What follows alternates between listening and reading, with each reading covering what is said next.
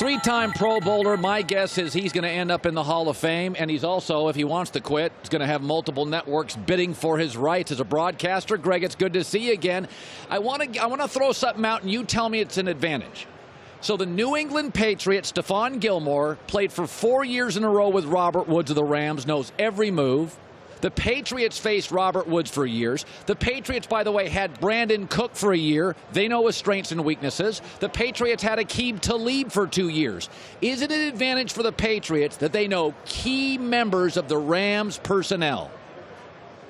Yeah, I think to a degree. I think especially a team like New England, right, who is so interested in turning over every stone, gaining every advantage possible. They think of every single scenario. Yeah, they know if Robert Woods struggles with press versus off. They know what routes he struggles getting in and out of breaks. They know the intricacies. They saw him every day in practice. Their coaches knew what he struggled with, what he couldn't do. Brandon Cooks, I'm saying. So, they understand what these guys can and can't do better than almost anyone. Playing against Robert Woods up in Buffalo, they can see what he does.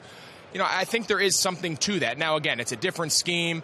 Sean McVay is going to have his counter to that, right? They're going to have their counter to Belichick taking away, what LA is going to do. So I think that chess match is interesting, but I don't think there's anyone better at isolating your weaknesses and exploiting them more than Belichick and just generally the Patriots.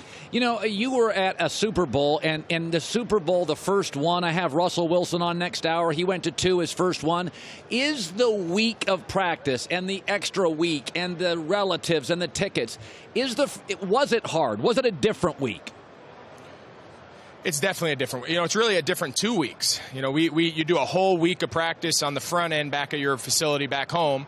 Then we traveled on Sunday, had a practice Monday, and then went through another entire prep week. It almost was too much practice, too much downtime, too much meetings. You kind of overthink it. We're so routine oriented, Colin, in the NFL, where every Wednesday is a Wednesday, every Thursday is a Thursday, and we just clip off week after week after week. And when you're rolling, you don't want the bye. Well, we were rolling off the NFC Championship. We just put up 45-plus points against the Cardinals, one of the top teams in the league that year, and got a bye that we didn't, in essence, had an extra week. And, it hurt us. We really peaked 2 weeks too early, and offensively we just really played poorly. And I think we didn't do a great job handling the changes that Super Bowl build-up led to. And as a result, we squandered a really promising opportunity.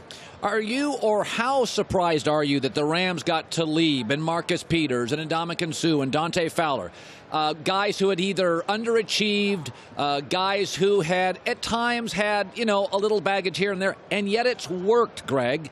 As you watch the Rams from afar, were you kind of surprised they were able to take a young quarterback, a young coach, superstar running back, free agent trade guy with a little baggage, and it all kind of worked? It surprised you? I didn't know a lot about Sean McVay, coming from his background with Washington, and got that job. I think everyone had the same reaction.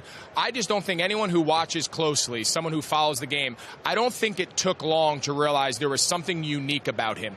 There was something, and I'm not talking about his play design and scheme. I think when you hear him talk, I interacted with him a little bit last year when I ran into him at NFL Honors, and you can be around him for a couple minutes, and he just has a very unique kind of charisma that comes across.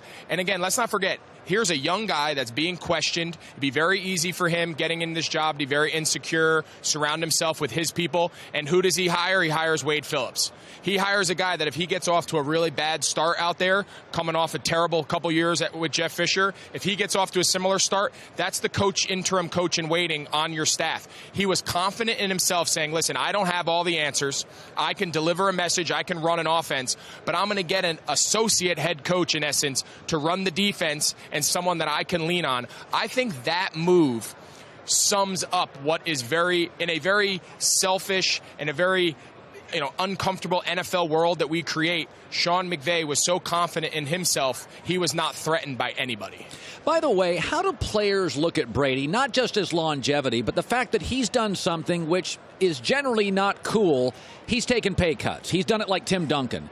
I mean, he's going to sign another extension. He's going to probably make about $15 million a year, which makes him the 28th highest paid quarterback. Are there a few guys in the league that look at Brady and think, okay, enough is enough. You're killing us here in the free agent market? I'm sure there are, and I think he's learned a long time ago that striking while it's hot and maximizing your pay is not always in your best interest. Sustained success, both individually and as a team, that's the true ticket, right? That's the true path towards making a lot of money, being the best player of all time. There's a lot that goes into it. In today's world, with the quarterbacks around the league taking up as big a percentage of the cap that they are, you got guys making $30+ million a year on a $160 million cap. There's only so much now to go around you, and I think he's understood that for a long time. He has a unique situation, obviously, with his ability to generate income in other areas, but winning has been that's the backbone of his career. He's not the yards, not the touchdowns. Winning is what he's known as, and I think he would take that over every other recognition, every other record that you could throw out there. Okay, you've played 12 years. You've had some injuries. How shocked are you? And I know tight end's a much more physically imposing position, more daunting than a quarterback. But are you kind of shocked that Brady against the Chargers, that's as good as I've ever seen him play? Like, you ever just go, is it the kale pajamas? I mean, are you kind of amazed by it? It is. I mean, listen, he has really devoted his entire lifestyle to playing quarterback for a long time and at a high level in a very late stage of his life. And, to be talking about playing to his mid-40s, late 40s is almost unheard of. And it's not even so much that he's able to play, it's that he's able to lead his team to the Super Bowl and not just be a member, right? So we played Peyton Manning that year in the Super Bowl. He's Peyton Manning. He's an all-time great player. That defense and that circumstance is what, at least in the Super Bowl, beat us. Brady is still the number one factor preparing to play. And at his stage of his career, that's unheard of. It's truly remarkable. A lot of it's his preparation, his mindset, his training routine. It's a little different, but it works. It works with what he's asked to do. It works within the scheme of what he's asked to do. He's not going to run around. He's not looking to be a hero and get hit. He's going to just stand there and throw the ball. And as long as his arm works and his brain works, he's in good shape. Greg Olsen, by the way, on behalf of Coca-Cola Consolidated, giving back to people. It's the Big Hearts Mini Cans program. Greg, you have always been great in the community. What's it about?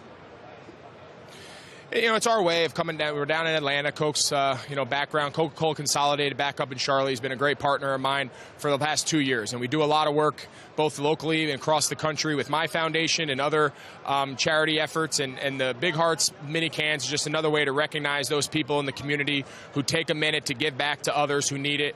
And it's been a special relationship, and we've had a good time here in Atlanta kind of sharing that message. Greg, continued success. You're one of the good guys. Thanks, bud. Thank you. Always enjoy it. Thanks, buddy. Hi, everybody. Thanks for watching. Subscribe here to get the latest from the show. Also, be sure to check out more of the best clips from The Herd or go watch a few segments from other shows on FS1.